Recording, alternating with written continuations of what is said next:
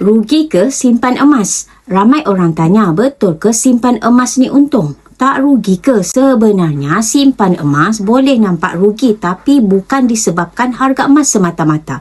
Ramai yang rasa rugi sebab kurang faham cara emas berfungsi sebagai simpanan dan pelindung nilai. Salah satu sebab utama orang rasa rugi ialah kerana mereka beli emas dengan harapan harga akan naik masa singkat. Bila harga turun sikit, mereka mula panik dan rasa dah rugi. Padahal turun naik harga emas adalah perkara biasa.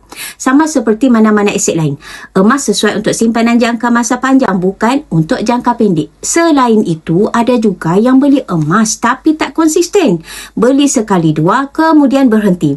Bila tengok hasil tak banyak, mereka kecewa dan rasa usaha itu sia-sia. Sebenarnya, emas paling berkesan bila disimpan secara konsisten, gram demi gram. Bila cukup masa dan jumlah, barulah kita nampak hasilnya.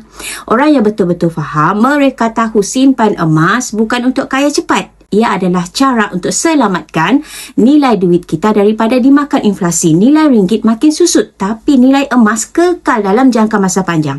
Jadi rugi ke simpan emas? Jawapannya rugi kalau tak mula langsung. Rugi kalau tak ada ilmu. Tapi kalau kita simpan dengan ilmu, sabar dan konsisten, emas bukan sahaja untung, tapi jadi simpanan paling selamat. Nak mulakan simpanan emas, boleh klik link di bio untuk saya bantu sebaiknya. Terima kasih.